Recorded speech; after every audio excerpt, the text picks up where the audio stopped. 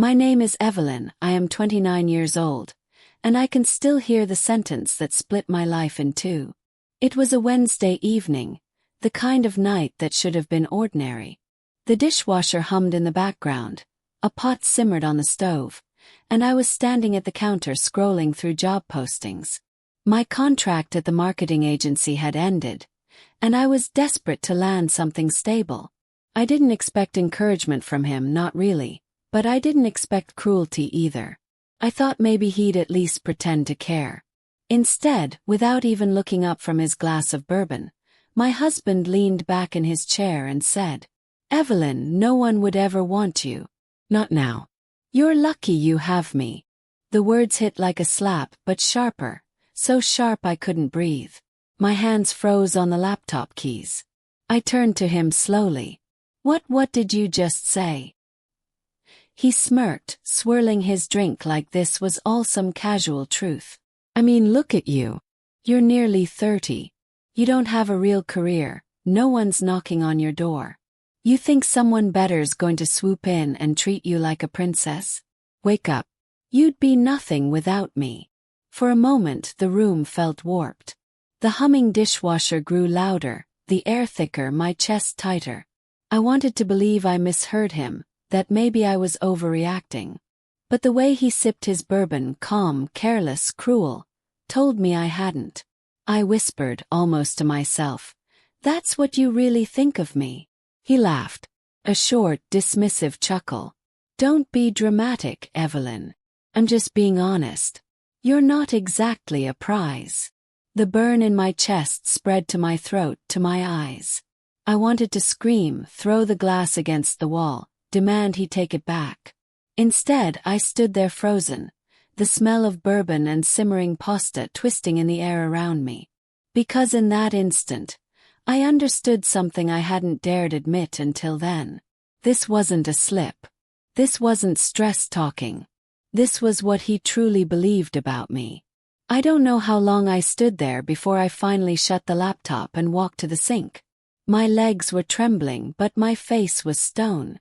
If he wanted me to crumble, I wouldn't give him the satisfaction. Behind me he muttered, "Don't look so offended. You know it's true." But I didn't answer. Couldn't. Because while part of me was shattered, another part, smaller, quieter but burning hot, was already taking shape. It was the part of me that whispered, "One day, you'll regret ever saying that." That night, I lay awake staring at the ceiling. His words kept replaying, slicing me over and over. "No one would ever want you." But instead of breaking me, they planted something darker. Something steady. Wow. He thought I was nothing without him. That I had no worth, no future, no value. One day I would prove him wrong. And when I did, he wouldn't just regret it. He would choke on it. Hang on, before I tell you what happened next, make sure you've subscribed and left your thoughts in the comments. This part gets intense. When people look at a marriage from the outside, they often only see the polished surface. The smiles at dinners, the posed photos, the polite hand-holding at gatherings. That's what most people saw when they looked at me and him. A young couple who had it together. But I know now that the cracks were always there. Looking back, I can almost pinpoint the moments, the warning signs I brushed aside, convincing myself they were normal. We met when I was 23, fresh out of college, still believing in fairy tales and forever. He was older, confident, the kind of man who knew how to command attention in a room. He made me feel chosen, like I was special in a way no one else had ever made me feel. First, it was intoxicating. He told me how beautiful I was, how smart, how different from other women. He promised I was his world. But soon the compliments became cages. When I got excited about a job interview, he would laugh and say, "You don't need to stress about work. I'll take care of you." When I bought a dress I loved, he'd smirk. "That's cute, but not really your color. Wear the one I like instead." And when I wanted to see friends he didn't care for, he'd sigh and ask, "Why waste time with people who don't bring anything to your life?" They were small comments at first. Easy to dismiss. easy to excuse as protectiveness, as guidance, even as love. But they piled up, piece by piece, until suddenly I realized I was shrinking myself to fit the shape he wanted. The turning point should have been the night of our engagement dinner. I remember standing in the bathroom of the restaurant, hands trembling as I tried to fix my lipstick. My best friend had just whispered to me, "Evelyn, are you sure? He doesn't seem to let you breathe." And I'd smiled too quickly, brushed it off. "He's just intense. He loves me, that's all." But deep down her words rattled me, because I already knew she was right. Still I said yes when he asked. I wanted to believe love meant sacrifice, that I could bend without breaking, that his confidence could fill the places where I felt uncertain. I didn't realize that love isn't supposed to strip you of yourself. The first year of marriage was a performance. I smiled at family gatherings, even when his hand tightened on my thigh under the table. His silent way of telling me to stop talking so much. I posted carefully curated photos, even when the night before he'd told me no one else would ever find me attractive. I laughed at jokes I didn't find funny, because disagreeing with him always ended in icy silence or biting remarks that cut deeper than yelling ever could. I kept telling myself this is what marriage is. Compromise. Hard work. But it wasn't compromise. It was control. And slowly it hollowed me out. By the time I was 28, I barely recognized myself. I turned down a job offer in another city because he said moving would be ridiculous. I stopped going out with friends because he said they were bad influences. I even started dressing in muted colors because he once told me, "Bright colors make you look desperate for attention." Piece by piece I was disappearing. Until that night in the kitchen, when he finally said the quiet part out loud, "No one would ever want you." That was the truth behind all the little comments, all the subtle digs, all the years of control. It wasn't about love. It was about power. And the cruelest part of me believed him. I believed I was lucky he had chosen me, that no one else would look twice. He had worked so hard to convince me, and I had let him. That's why his words cut so deep. Not just because they were cruel, but because they struck the part of me that had been trained to agree. But lying awake that night, staring at the ceiling, I began to feel something shift. For the first time, instead of shrinking, I felt a spark. Small, unsteady, but alive. A question whispered in my mind. What if he's wrong? And then another. What if I could prove it? Before we move on, take a second to hit subscribe and drop a comment. I'd love to hear what you think so far. The thing about betrayal is that it rarely explodes out of nowhere. Simmers, builds, and then one day, it rips through you so violently that you wonder how you didn't see the fire coming all along. For me, that day came on a Tuesday afternoon. I was home, folding laundry, when my phone buzzed on the counter. A message notification lit up. It wasn't from him, but from a friend I hadn't seen in months.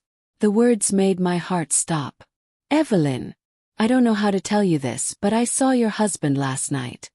He wasn't alone." Froze. My hands went numb. For a moment I thought it had to be a mistake. He was at work, wasn't he? He always worked late. But then she sent the photo. Grainy but clear enough. Him sitting at a bar, leaning close to a woman with dark hair. His hand resting on her thigh the way it used to rest on mine. My chest tightened until I couldn't breathe. When he came home that night, I couldn't even look at him. He kissed my cheek like nothing was wrong, tossed his jacket on the chair, and asked what was for dinner. I wanted to scream. I wanted to throw the photo in his face. But instead I stayed silent. Because a colder thought settled in me. This is why he said no one would want me. Because he wanted the freedom to take someone else, knowing I'd be too afraid to leave. And I realized then. His betrayal wasn't just about another woman. It was about every single time he chipped away at me, making me feel unworthy, so he could do whatever he pleased. The following weeks blurred together. More messages trickled in, whispered warnings from acquaintances who had seen him with her. Always the same story. Always the same woman. And then came the cruelest betrayal of all. One evening, as I scrolled aimlessly through social media, I stumbled on a photo I was never meant to see. It wasn't posted on his account. He was too careful for that. But there she was, tagged in a friend's post. A birthday dinner. Candles glowing. Glasses raised. And there he was, sitting at the table beside her. His arm draped over her chair. Smiling. Carefree. The smile he hadn't given me in years. I stared at the screen until my eyes burned. Because in that single photo, I saw the truth. He hadn't just betrayed me. He had replaced me. The next morning, he walked into the kitchen like nothing had happened. I asked him calmly, "Where were you last night?" He didn't flinch. Didn't hesitate. Late meeting. And that's when something inside me snapped. I slid my phone across the table, the photo glowing on the screen. For the first time in our marriage, I saw panic flicker in his eyes. But only for a second. Then his expression hardened into the familiar arrogance I knew too well. He smirked. "You're overreacting. She means nothing. And besides..." He leaned in, lowering his voice like he was doing me a favor by being honest. "Even if she did mean something, where would you go? Who would want you?" Those words, his favorite weapon, landed harder than the photo itself. But this time something was different. This time the spark inside me didn't shrink. Roared. Because suddenly, I realized he wasn't speaking truth. He was speaking fear. Fear that I might one day stop believing him. Fear that I might see myself clearly. Fear that I might finally leave. I didn't scream. I didn't cry. Instead, I looked him dead in the eye and said the one thing he never expected. "Watch me." 2 words. That's all it took to shift the ground beneath us. He laughed at first, dismissing me like always. But he didn't understand. This time the performance was over. This time I wasn't folding myself smaller to keep him comfortable. I was done. And I was about to burn the life he built on my back to the ground. When you've been told you're worthless for long enough, you almost start to believe it. Almost. But the moment I told him, "Watch me," something inside me snapped back into place. I didn't know where I would start. I had no plan, no roadmap. Just a deep, burning truth. If I stayed, I'd die in the shadows of his contempt. If I left, I had a chance at life. That was enough. The first thing I did was quiet. Silent. Calculated. I opened a bank account in my own name. 4 years, every paycheck I earned had gone into our joint account, where he managed the bills and controlled the narrative of our life. Now, every dollar I made, whether from freelance work, little side jobs, or even selling old clothes online, went into that account. It wasn't much at first, but it was mine. And the more I saved, the stronger I felt. The second thing I did was harder. I called an old friend. Someone he had slowly pushed out of my life, just like he had with so many others. My voice shook when I asked if we could meet for coffee. He said yes. When we sat across from each other at that little cafe, she looked at me with eyes full of worry and recognition. She had known. They all had. But I had been too afraid to admit it. We talked for hours. She reminded me of the woman I used to be. Funny, creative, full of life. I realized then that I hadn't lost her completely. She was buried, but she wasn't gone. Piece by piece, I rebuilt myself. I went back to school at night, signing up for classes he once told me were a waste of money. I poured myself into my work, volunteering for projects he used to mock as too ambitious. Slowly, people began to notice me, not as his wife but as me. It wasn't about him anymore. It was about reclaiming everything he had stolen. But don't mistake this for a soft journey of self-discovery. Every step I took forward, I thought of his words. Who would want you? Every late night studying, every job I applied for, every meeting I walked into with trembling hands, I carried his arrogance like fuel in my veins. Because I wasn't just building a new life. I was planning his downfall.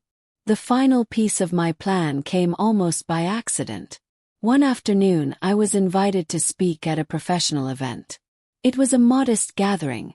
Local entrepreneurs, small business owners, and community leaders. I nearly said no out of fear. But something told me to accept.